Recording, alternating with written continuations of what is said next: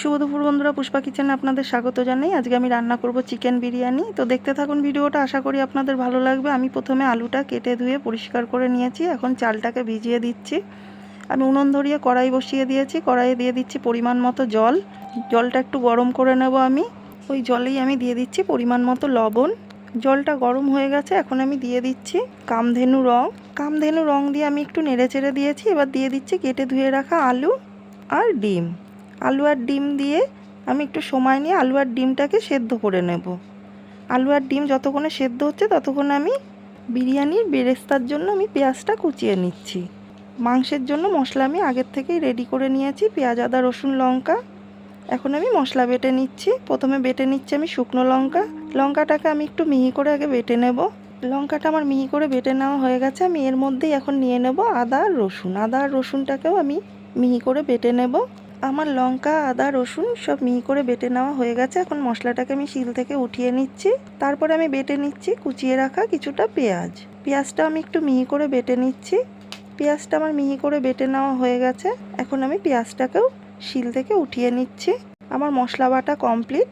এদিকে আমার ডিম আর আলু সেদ্ধ করে নেওয়া হয়ে গেছে। এখন ডিম আর আলুটাকে আমি জল থেকে তুলে নিচ্ছি। ডিম আলু তুলে নিয়ে আমি ভাতের জল বসিয়ে দিয়েছিলাম। ভাতের জলটা গরম হয়ে গেছে। এখন আমি দিয়ে দিচ্ছি ভাতের জলে গোটা গরম মশলা, আর দিয়ে দিচ্ছি পরিমাণ মতো লবণ আর অল্প একটু সাদা তেল। এবার দিয়ে দিচ্ছি আমি ভিজিয়ে রাখা চালটা দিয়ে এবার আমি ভাতটাকে আগে হইয়ে নেব। বিরিয়ানির চালটাকে আমি 30-35 মিনিট মতো ভিজিয়ে রেখেছিলাম। ভাতটা প্রায় আমার হয়েই এসছে। এখন আমি ভাতটাকে নামিয়ে নিচ্ছি। বিরিয়ানির রাইসটা আমার রেডি হয়ে গেছে। এখন আমি কড়াই বসিয়ে কড়াইয়ে দিয়ে দিলাম পরিমাণ মতো তেল। তেলটাকে আমি গরম করে নেব। তারপরে আমি কুচিয়ে রাখা পেঁয়াজটা ভালো করে ভেজে বিরিয়ানির জন্য বেরেস্তা বানিয়ে নেব। তেলটা গরম হয়ে গেছে, আমি পেঁয়াজগুলো সব দিয়ে দিলাম। এবার দিয়ে দিচ্ছি পরিমাণ মতো অল্প একটু লবণ দিয়ে পেঁয়াজটাকে নেড়ে চেড়ে একটু সময় নিয়ে লাল লাল করে ভেজে নেব। পেঁয়াজটাকে আমি সময় নিয়ে লাল লাল করে ভেজে নিয়েছি। বেরেস্তাটা রেডি হয়ে গেছে। এখন তেল ছেঁকে আমি বেরেস্তাটাকে তুলে নিচ্ছি। ওই তেলেই আমি দিয়ে দেব বেটে রাখা অল্প একটু মশলাটা দিয়ে একটু নাড়াচাড়া করে দিয়ে আমি দিয়ে দিলাম সেদ্ধ করে রাখা আলুর যে স্টকটা ছিল সেখান থেকে অল্প একটু দিয়ে দিলাম। এবার দিয়ে দিচ্ছি আমি সেদ্ধ করে রাখা আলু কটা দিয়ে নেড়ে চেড়ে আমি একটু সময় নিয়ে জলটা নিয়ে আলুটাকে রেডি করে নেব বিরিয়ানির জন্য।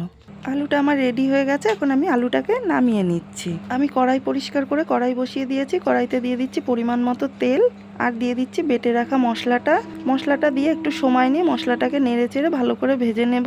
আর দিয়ে দিচ্ছি আমি জিরের গুঁড়ো আর ধনের গুঁড়ো।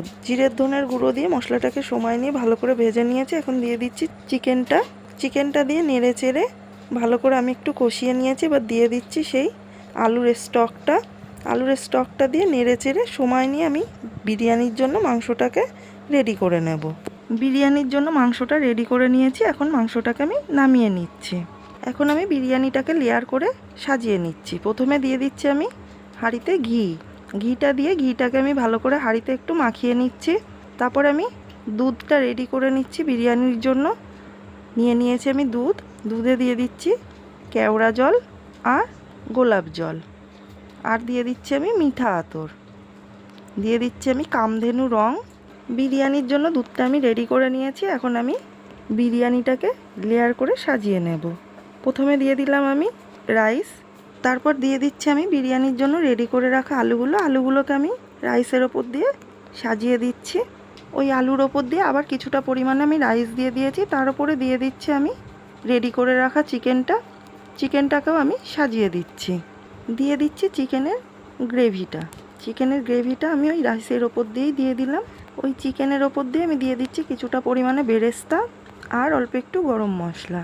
আর বাকি যেটুকু রাইস আছে আমি পুরোটাই দিয়ে দিলাম। দিয়ে এখন এর ওপর দিয়ে আমি দিয়ে দেব টক দই, বেরেস্তা, ঘি, গরম মশলা, রেডি করে রাখা দুধটা আর সেদ্ধ করে ছুলে রাখা ডিমগুলোও দিয়ে দেব।